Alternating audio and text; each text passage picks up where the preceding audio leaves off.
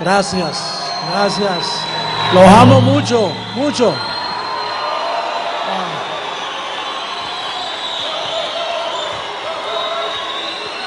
Pueden tomar asiento, por favor, ¿sí? Gracias.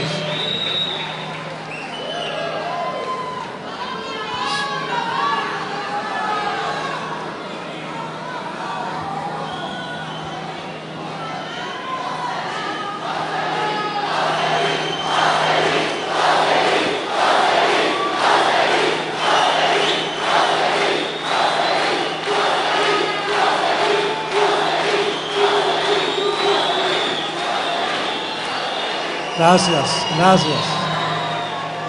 Colombia, Colombia, Colombia, Colombia.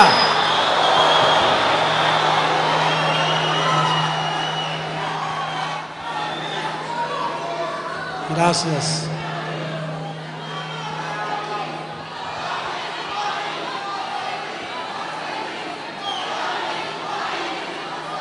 Gracias.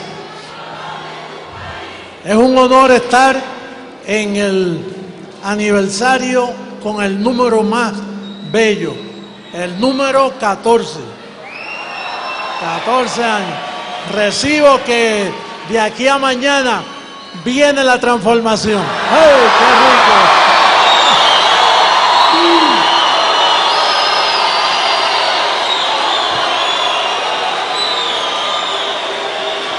Gracias.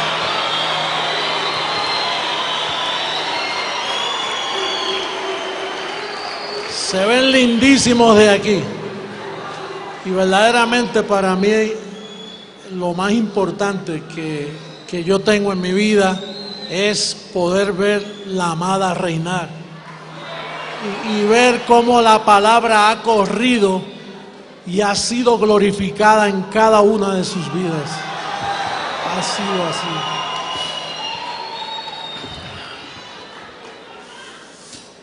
Pueden sentarse, por favor, ¿sí? Gracias.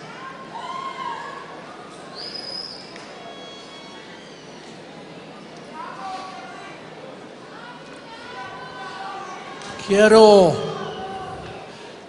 felicitarlos. Una vez yo dije que Colombia va a ser la plataforma, el país ejemplo, y así lo estamos viendo. Se está manifestando eso.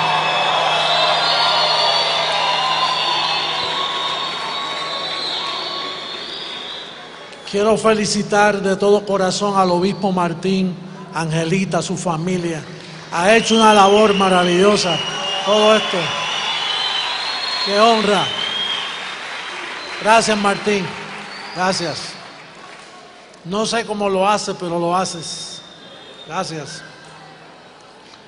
También quiero enviarle un saludo a nuestro bendecido y querido obispo Carlos Estero, que yo sé que él está viendo.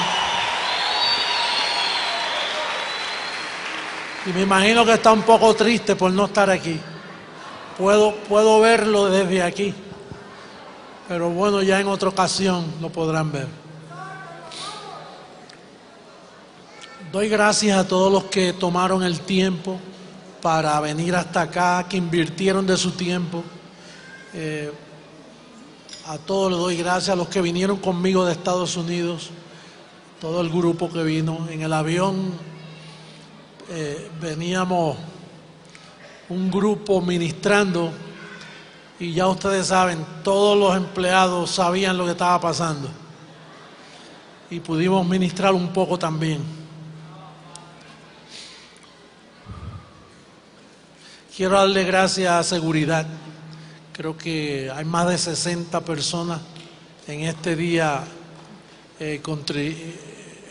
contribuyendo a que todo salga en orden. Y quiero darle gracias a Lázaro Seijo, Lázaro y Mirtica, gracias. Gracias.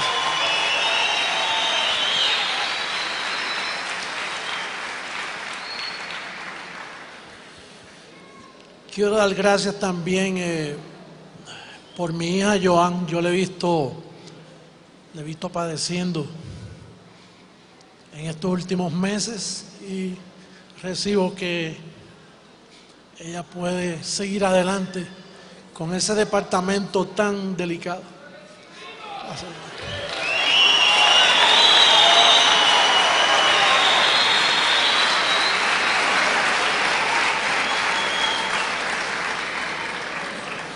Gracias Rafael, Álvaro, Otto, todos los que vinieron en ese vuelo conmigo, a todos ustedes. También, como ustedes ya vieron, está conmigo mi amada Liz, que ya la conocieron y se ha sentido muy amada por ustedes. Gracias.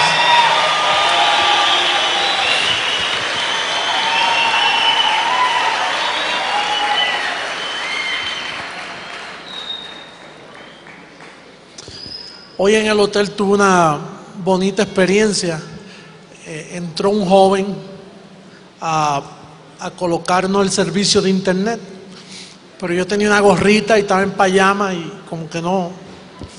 Y entonces cuando él terminó, yo le di un tratadito que tiene la foto mía, pero que él no la podía identificar todavía.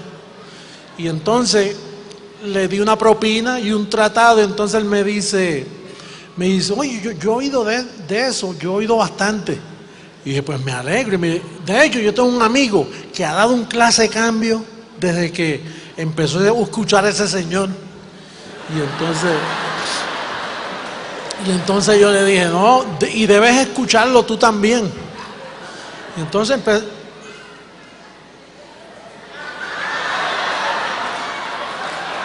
ese es usted.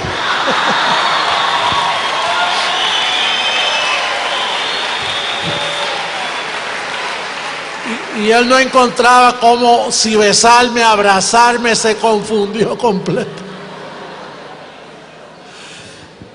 Increíble. Quiero darle un saludo muy especial aquí, que José Enrique, me siento orgulloso de ti.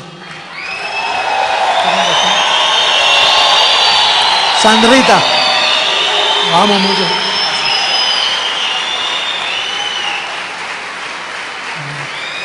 ¿Quién está ahí? ¿Tu papá?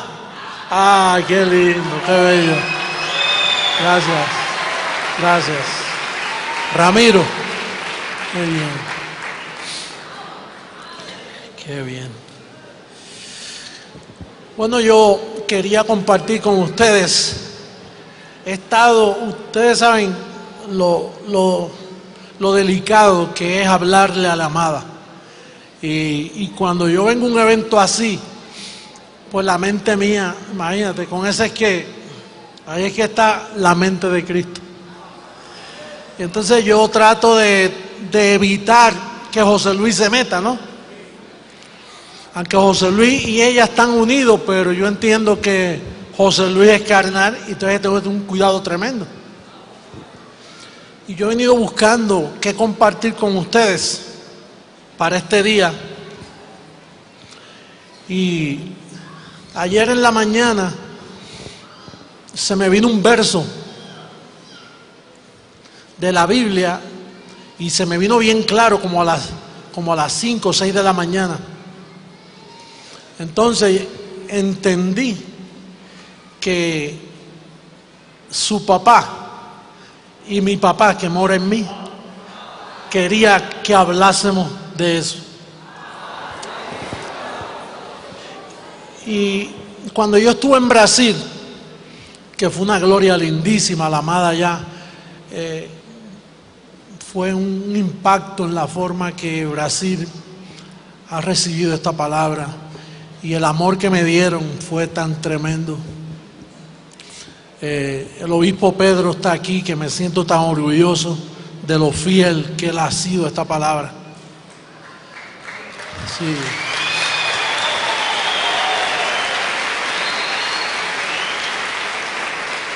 Cuando llegamos a Brasil, un periódico escribió y dijo: llegó a Brasil el padre de la doctrina sin pecado.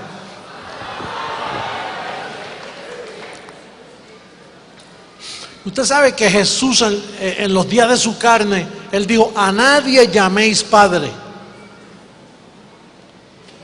Era prohibido llamarle padre a nadie.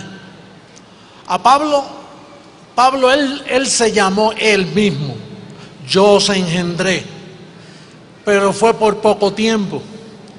Pero luego los curas que se le llaman y que padre, y Jesús dijo a nadie, porque solo el que predica la incircuncisión, usted puede llamarle padre. Pero para ser padre en la incircuncisión no puede haber pecado presente. Entonces me toca a mí en esta noche hacer bien claro, por amor a todos ustedes, por amor a las visitas, que no sé quién está aquí por primera vez. ¿Puede levantar la mano los que están aquí por primera vez? Mira que muchas manitas hay por ahí. Sí, qué rico.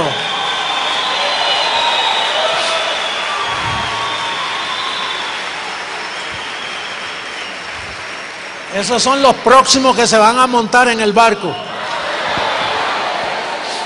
Pues por amor a ellos y por amor a los que nos ven por el internet, por amor a los que se oponen a nosotros, vamos a probarle bíblicamente que ellos deben entender que nuestro ministerio es un ministerio cristiano de pies a cabeza. Puro cristiano. El 666, ellos no lo entienden, y lo identifican con el diablo y han sido engañados. Y te toca a ti y a mi iglesia, cuando ven ese precioso número profetizado, que dijo que llevaría la amada, la llevaría en su brazo. Ellos no entienden que Juan fue miembro de la circuncisión, y en la circuncisión hay pecado. Por lo tanto, él de momento vio una bestia, luego la vio a favor, luego la vio en contra, luego dijo que los de la bestia iban para el lago de fuego. El hombre era un mar de confusión, y por eso no entendió ese número. Pero el 666, que con honor lo defendemos, yo lo llevo marcado en mis brazos y marcado por todas partes. Ese es el número de mi nombre. Mire, como para mí el 14 es un número bonito, porque son las 14 cartas las que edifican la iglesia, pues ese es el nombre de José Luis de Jesús, 666. Ese es mi número.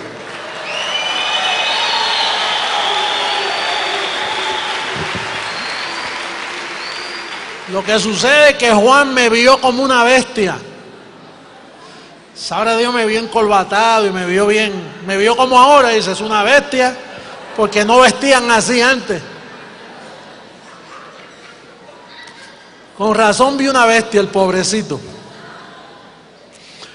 Pero todos los de la circuncisión y todo el sistema religioso por el mundo, ese es el evangelio que utilizan, el de la circuncisión. Por lo tanto, ellos no entienden. Por eso es que no te entienden a ti, porque ellos tienen un velo. Diga velo. Que por quién es quitado. Yo soy el que se los puedo quitar.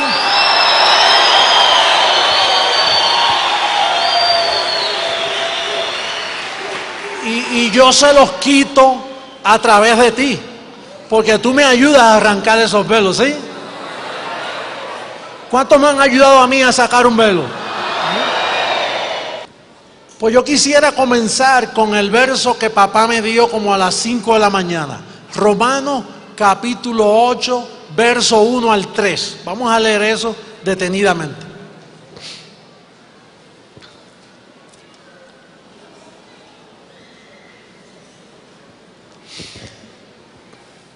Dice el verso primero: ahora pues ninguna condenación hay para los que están en Cristo Jesús.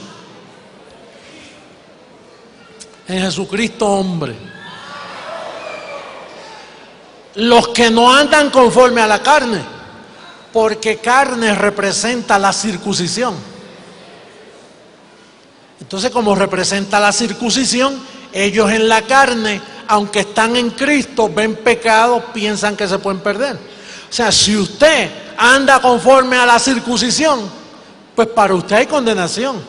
Ahora, si no conforme al Espíritu, los que andan conforme al Espíritu, no hay condenación para ellos, porque ellos en el Espíritu no pueden ver la libertad gloriosa en que están ellos posicionados.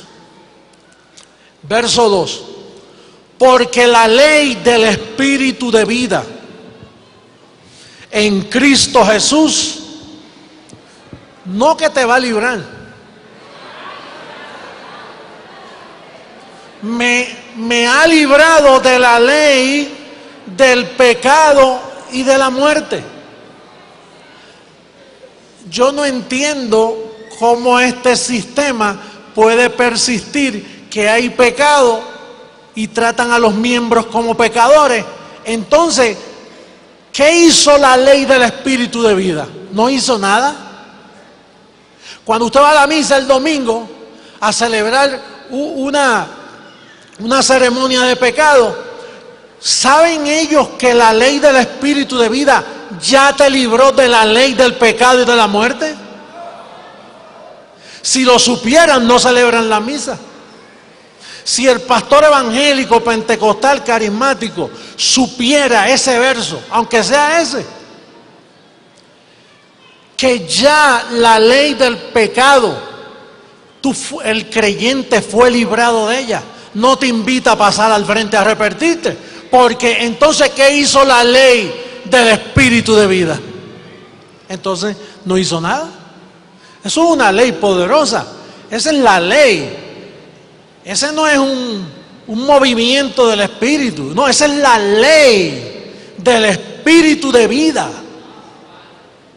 Ahí estaba Dios envuelto completamente, dio su vida para librar a sus bendecidos, a sus escogidos de esa ley de pecado y de la muerte. ¿Qué hizo Cristo en la cruz? ¿Qué hizo Jesús de Nazaret cuando murió? Quitó el pecado. Ahora Pablo más tarde explica que la ley del Espíritu de vida lo que hizo fue eso, que te libró de la ley del pecado y de la muerte.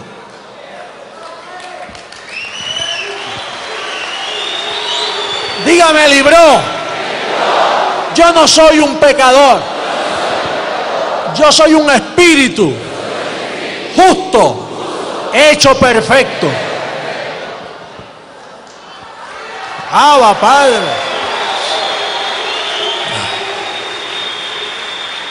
Mira lo que dice el verso 3. Porque lo que era imposible para la ley, la circuncisión, para Moisés, para los mandamientos, para las obras, lo que era imposible para la ley, por cuanto era débil por la carne, Dios, enviando a su Hijo en semejanza de carne de pecado. Y cuando dice Dios enviando, recuerden que ahí está el misterio escondido. ¿En quién? ¿En quién? No en quiénes, porque es uno solo. Dios enviando a su Hijo en semejanza de carne de pecado, y a causa del pecado, ¿qué hizo? En su carne, en la carne, el pecado quedó condenado. Por eso es que yo soy el padre de la doctrina sin pecado, porque yo honro lo que Jesús de Nazaret hizo por la iglesia.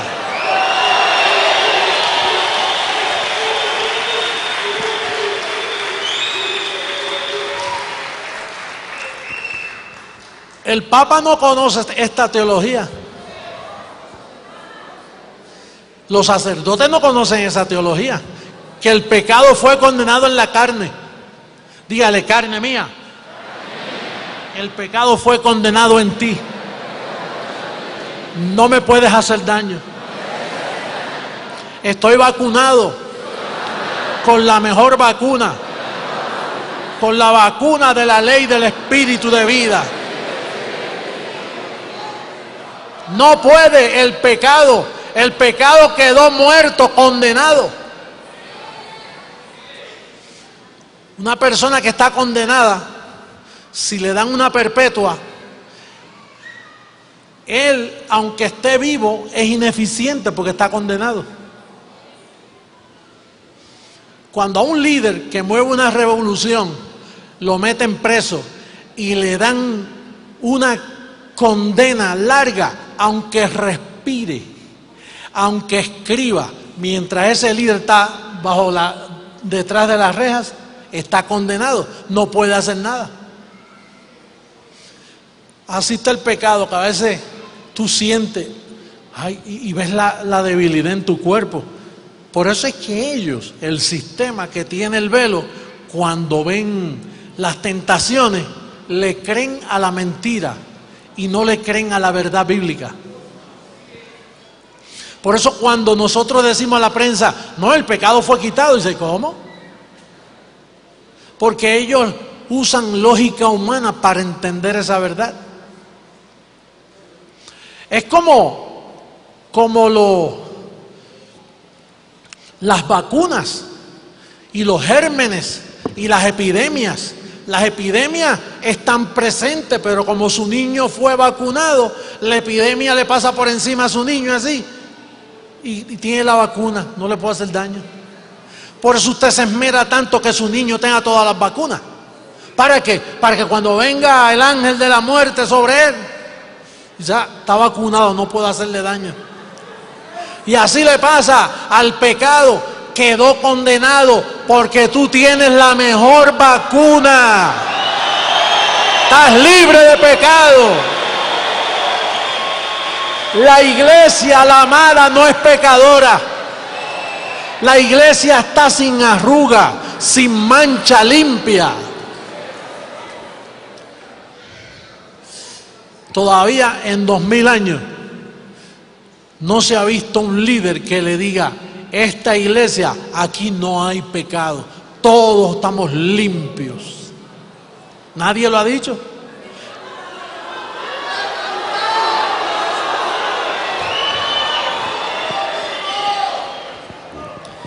El pecado quedó condenado. Roma no ha entendido eso. Los líderes que me escuchan, el presidente de esta nación, gobernadores, miembros de congresos, de todo, representación política del país, ustedes están oyendo hoy el verdadero evangelio.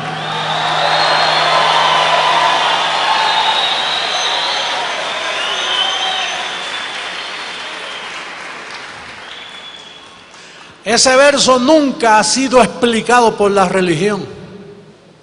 Lo leen, pero el velo no les deja ver que ya ellos están libres de pecado. ¿Qué hizo? Te libró, dígame, libró. No es que te va a librar, es que te libró. Presente, ya la iglesia está libre de pecado. No hay pecado en la iglesia. No hay un pecador en la iglesia. No se puede hacer un llamamiento a qué. Los líderes que nos escuchan por Telegracia, si pudieran entender ese verso, jamás se atreven a decir, habrá aquí una vida, se halla aquí una vida en pecado que quiera pasar a confesar.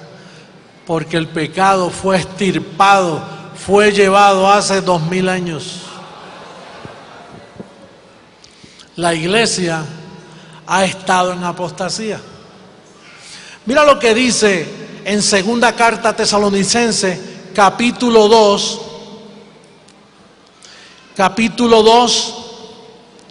y el verso 3.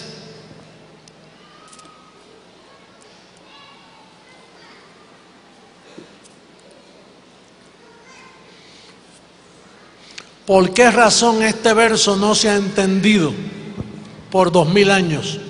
Segunda carta a Tesalonicenses, capítulo 2, verso 3. Nadie os engañe, ¿en cuántas maneras? porque el Señor no vendrá sin que antes venga la apostasía y se manifieste el hombre de pecado, el hijo de perdición. Pues el Señor vino y encontró la apostasía. ¿Por quiénes? Por el hombre de pecado.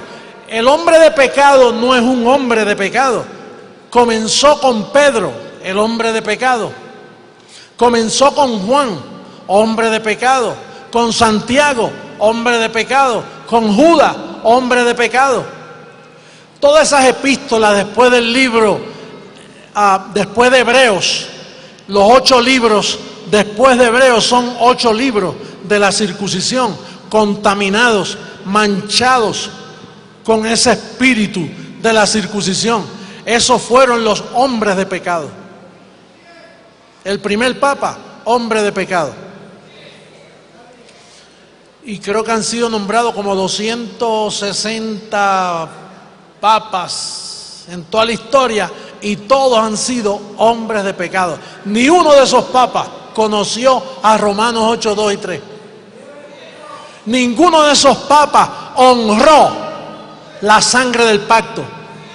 Todos siguen con la misma mentira hasta este día.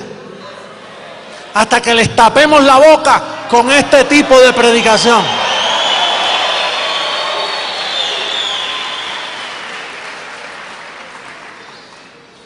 Mira lo que dijo Juan. Juan capítulo 1, verso 8. Primera carta de Juan capítulo 1, verso 8. Mira quién era este líder que se recostaba de los brazos o del pecho del maestro y que le llaman el apóstol del amor. Le llaman el apóstol del amor y no sabe lo que hizo el que estaba al lado por los pecados de la iglesia. Si decimos que no tenemos pecado, ¿cómo es?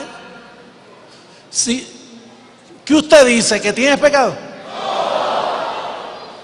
¿No hay pecado? ¿Qué le pasó al pecado? ¿Lo condenaron? ¿Y cómo él se atreve? ¿Cómo él se atreve, quizás 80 años después de la muerte de Cristo? Quizás 20 años después que a Pablo lo mataron. Por eso fue que Pablo dijo, tengan cuidado, no se turben de ninguna manera, ni por pensamiento, ni por espíritu, ni por carta, como si fuera nuestra. Porque ya Pablo sabía que Juan, en varios años después, iba a escribir esta carta. Y se atreve a decir, el falso apóstol de la circuncisión, el hombre de pecado, el hombre malo, Juan, que lo tienen en todos los templos católicos, por aquí hay un ídolo de él. Y hoy Jesucristo, hombre, lo destapa. Y dice que es mentiroso. Mira cómo trataba, dice, si decimos que no tenemos pecado, nos engañamos a nosotros mismos y la verdad no está en nosotros. ¿Saben lo que es eso? Y mira cómo dice en el próximo verso, en el capítulo 2, verso 1, capítulo 2, verso 1, de ese mismo libro. Hijitos míos, estas cosas os escribo para que no pequéis. Y si alguno hubiere pecado, abogado tenemos para con el Padre, a Jesucristo el justo. O sea que después que él quitó el pecado, ahora se fue y que de abogado. Y entonces si el abogado no sirve, vete a hablar con la mamá, a ver si no te cobra por el servicio de abogado. Vete a hablar con María. Ese hombre fue un mentiroso, hombre de pecado, blasfemo. Aquí desde Bogotá, Colombia, para todas las naciones, identificando a uno de los hijos de perdición, hombres malos. Los hombres que dañaron la iglesia. Juan, el apóstol, ese fue el que escribió Apocalipsis. Si ve a la iglesia en pecado, si todavía habla así, ¿cómo tú vas a creer en el libro que él escribió? Por eso fue que Dios le envió un espíritu de confusión por tratar hacia la iglesia. Allá en la isla de Pasmo se puso a ayunar y a buscar más revelación. Allí llegó un ángel enviado de parte de Dios y le dijo: confúndelo. Y cuando vio la segunda venida, dice: vi una bestia y peleaba con la iglesia y les ganaba. Seguro que les ganaba. Mira cómo yo te he ganado a ti.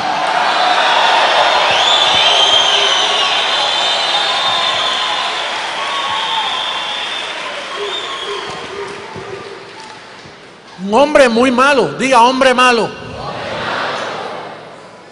Malo y perverso. Usted sabe que esto usted antes lo leía y usted no pensaba. Porque con el velo, al contrario, usted decía: ¿te das cuenta? Si alguno ha pecado, hay que ir donde el abogado. Y entonces pues mezclábamos, porque se nos enseñó que todos los libros del Nuevo Testamento iban juntos. Y al estar todos juntos, pues todos eran iguales. Y se nos enseñó que Pablo y los apóstoles pues eran amiguitos. Amiguitos. La lucha que sostenía Pablo con estos falsos apóstoles, obreros fraudulentos, que se disfrazan como obreros de Cristo, pero son lobos rapaces, ministros de Satanás. Si tú te llamas apóstol y te atreves a decir si alguno ha pecado en este pacto, entonces estás teniendo la sangre del pacto por inmunda. Estás teniendo la sangre de Jesucristo como una sangre de cualquiera. Mira, fíjate lo que le tuvo que decir Pablo a Pedro. En Gálatas capítulo 2, verso 14. Mira lo que le tuvo que decir. Capítulo 2, verso 14. Pero cuando vi que no andaban rectamente conforme a la verdad del Evangelio, dije a Pedro delante de todos: si tú, siendo judío, vives como los gentiles y no como judíos, ¿por qué obligas a los gentiles a judaizar? Nosotros, judíos de nacimiento y no pecadores de entre los gentiles, sabiendo que el hombre no es justificado por las obras de la ley, sino por la fe de Jesucristo.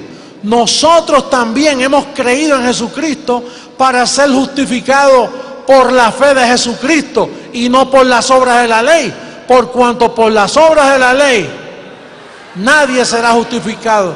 Y si buscando ser justificados en Cristo, también nosotros somos hallados pecadores, ¿es por eso Cristo ministro de pecado? En ninguna manera.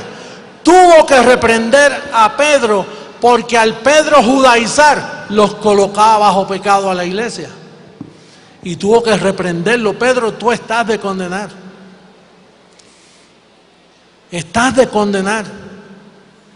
Estás mintiendo. No estás en línea con la palabra del pacto. Pedro presentaba a la iglesia en pecado. El primer papa. Hoy estaba leyendo yo unos informes de un papa que después que dejó de ser papa descubrieron que había violado a 200 mujeres.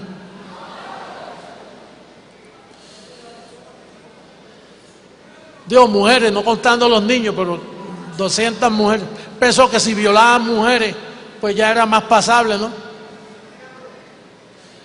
Y leí también la historia de uno de esos 200 y pico de papas que cuando cesó su trabajo papal iba caminando por Roma y vino un hombre y le metió 7 puñaladas en la espalda y lo mató.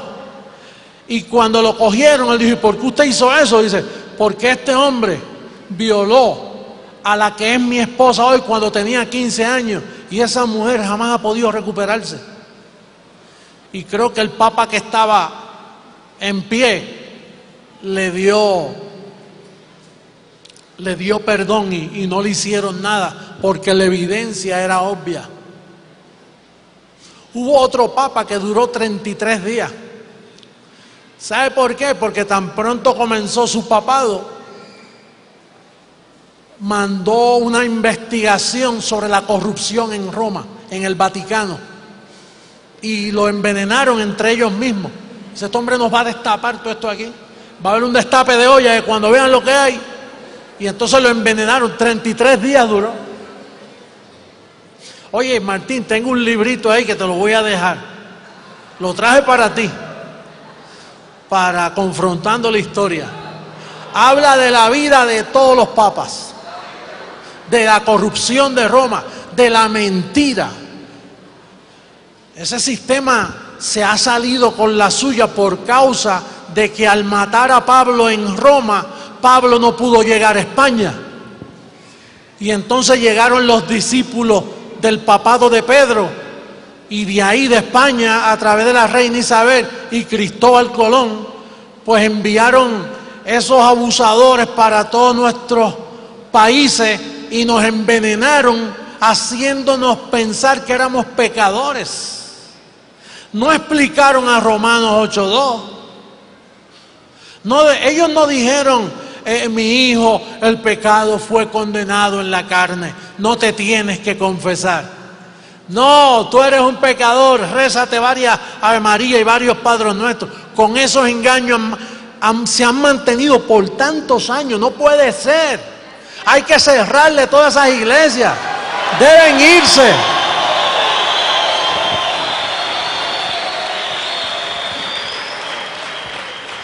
Deben irse de nuestros países. Yo recibo mi transformación a ver si los meto presos a todos.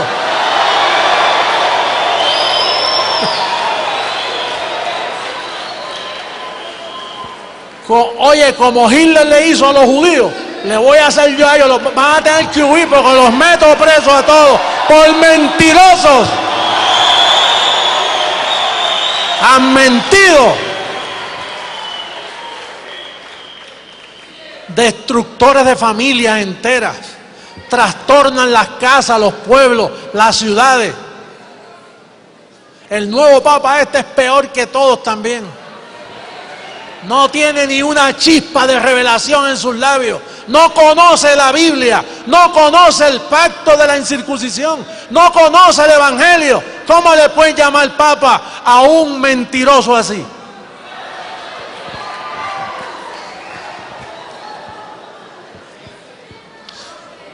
Que se preparen. Que vayan botando las cotonas esas, porque le vamos a montar una guerra de conocimiento. Y después van a venir, mira, prepárate. Mañana yo tengo un tema que te va a decir, yo debo prepararme, mujer, hombre, joven, anciano, porque van a venir en tus barrios, en tus ciudades, van a venir montones. Explíqueme, por favor. Explíqueme. Por montones. Miles van a venir. Pronto se acerca esa hora.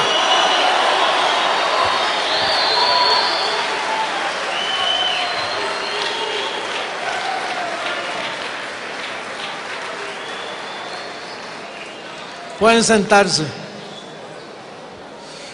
Por eso llegó el número del 666, para que recibas persecución.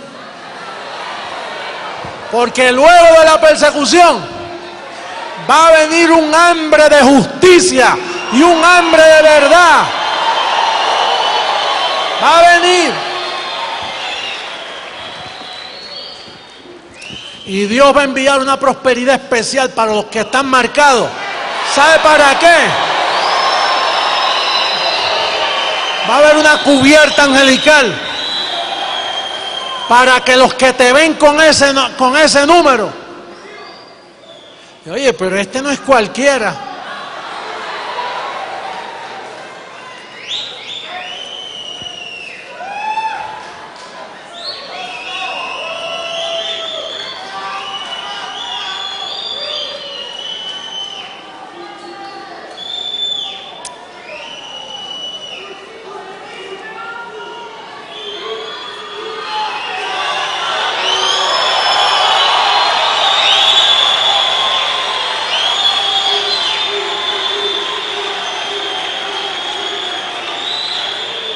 Vamos a ver.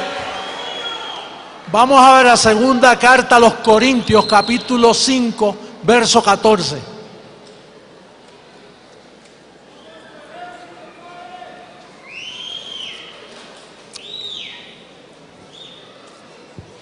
Mañana vamos a hablar del gobierno de Dios sobre la tierra.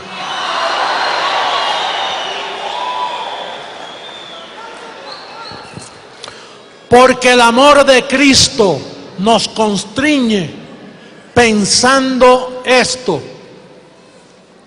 Diga pensando. Diga yo pienso porque con la mente yo le sirvo a Dios. Entonces lo mejor que puedo hacer es pensar. Nosotros siempre nos pasamos pensando, ¿verdad que sí? Oye, que muchos nosotros pensamos. Yo creo que en su casa la gente, mira, oye, ¿qué estaba pensando en esto? Te activaron la mente. Antes no pensaba. Antes siempre estabas hablando, ahora estás pensando. Pensando esto. Que si uno murió por todos, ¿quién murió por todos? Jesús de Nazaret. Mi espíritu que estaba en aquel velo. Aquel velo murió por todos. Entonces, ¿qué tú tienes que pensar? Dice, ok, si uno murió por todos, luego todos ¿qué? Luego todos murieron. ¿Usted está muerto? Esa es la explicación.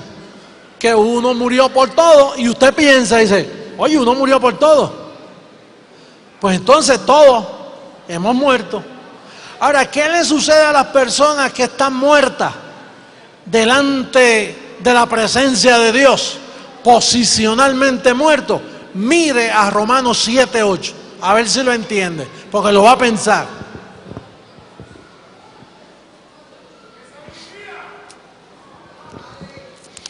Más el pecado, tomando ocasión por el mandamiento, produjo en mí toda codicia. Porque sin la ley, el pecado está ¿qué?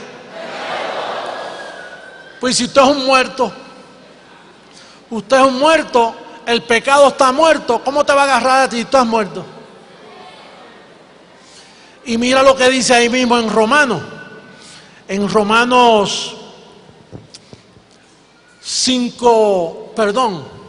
6:7.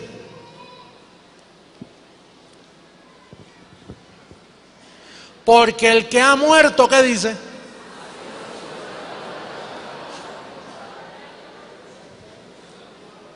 ¿Cómo es? Si uno murió por todo, luego todos ¿qué? Y si usted ha muerto, ¿qué pasó? Entonces se te puede llamar pecador. Oye, más claro no canta un gallo. Si tú te dejas llamar pecador, tú que me estás viendo por el internet, oye, la verdad que tú das pena, tú eres un mal negociante. Yo no sé dónde tú tienes los ojos puestos.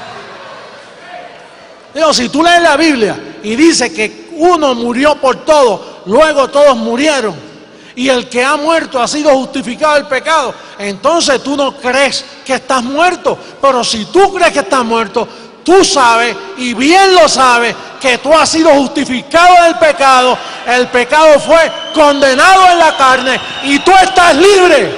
No te dejes engañar, por favor. No te dejes engañar.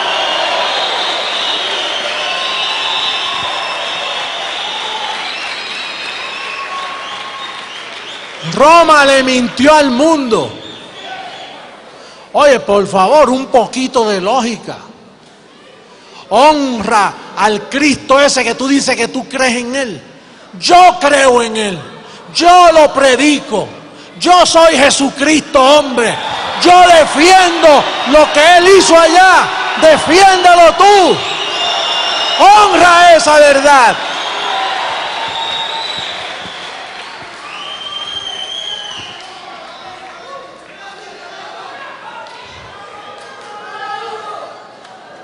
Oye, en Miami hay un dicho. En Miami hay un dicho que le dice, oye chico, no seas caripelado.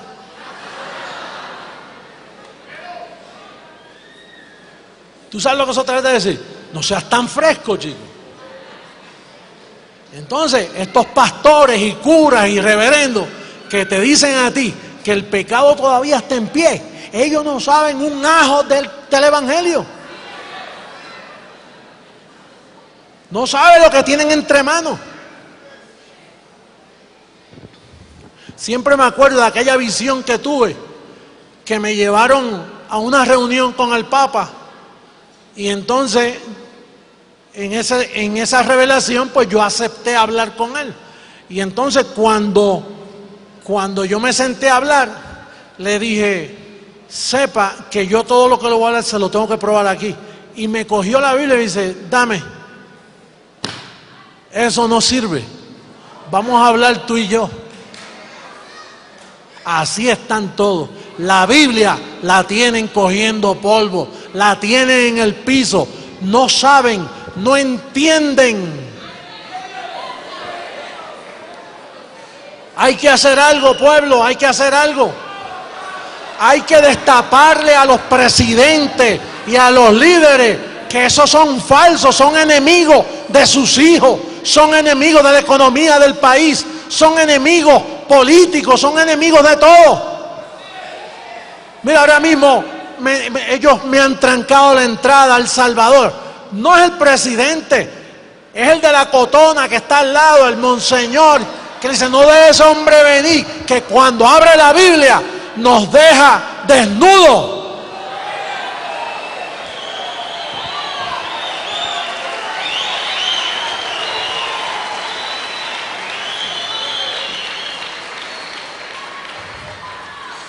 Naturalmente ellos se pegan del 666, que no conviene por el 666, que eso no le conviene al país, eso es del diablo.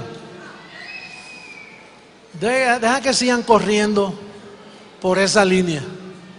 Y cerraron a Guate, cerraron Honduras, cerraron a Nicaragua, ahora a Costa Rica, que es un país, porque yo pensaba que respetaban lo que han escrito. Y ahora dice, bueno, puede entrar como turista, pero no para predicar. Puede entrar si recibe un permiso religioso para tener una actividad. ¿Quién me lo va a dar?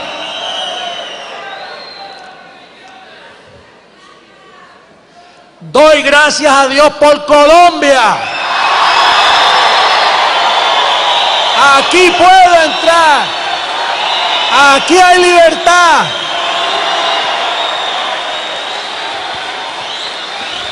Por la verdad. Por la verdad vamos a seguir. No cojas miedo, por favor. Mira, de los miedosos no se ha escrito nada. Si tenemos que seguir libertando, mira el bien que este evangelio le ha hecho a Colombia. No son todos los que hay aquí. ¿Sabe los que no pudieron venir? Vino un puñadito de varias ciudades, pero nosotros tenemos a Colombia. Mira, la tenemos en nuestro seno. Oye, tenemos que respaldar a los pastores, al obispo. No peleen por estupideces. Nosotros tenemos metas más grandes que alcanzar. Tenemos que estar unidos en la unidad del Espíritu, algo que nadie ha tenido en 2000 años. Esto es un ministerio de clase, de respeto, que respetamos a las ovejas, que cuando las ovejas dan, no dan por tristeza ni por necesidad, porque Dios ama al dador alegre. Y si usted da por tristeza, Dios no ama, ese dinero lo está botando. Dios ama al dador alegre. ¿Y cómo nace la alegría? Cuando tú ves que tú lo haces porque sabes lo que estás haciendo. ¿Cuántos telemaratones hemos hecho aquí en Colombia para sostener a Telegracia? Digo, a menos que Martín haya pagado la señal y haga telemaratones pidiendo ofrenditas de a 100. Martín, ¿tú has hecho eso? Aquí no se pide, aquí se da. Es más bienaventurado dar que recibir, porque si tú das siempre vas a tener. Colombia, los amo mucho. Los amo. Nos vemos mañana. Mañana seguimos. Los quiero mucho. Gracias. Los amo.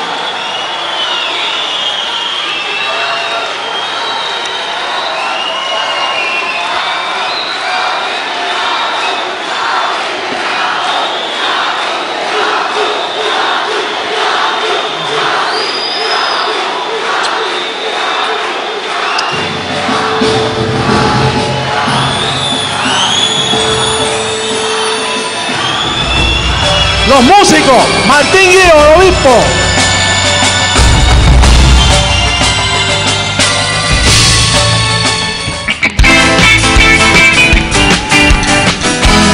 Todo el mundo con las palmas.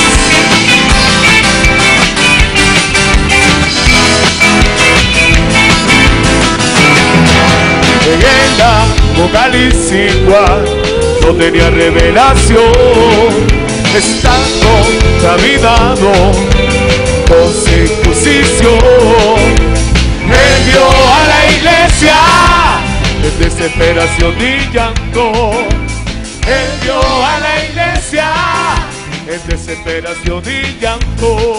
¡Amaré!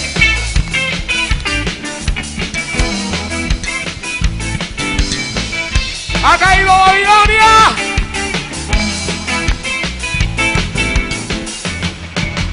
Él no entendió nada de lo que sus ojos vieron, que el sistema religioso, el amarillo y la gloria, él mismo dice que ha caído, y así lo declaramos, porque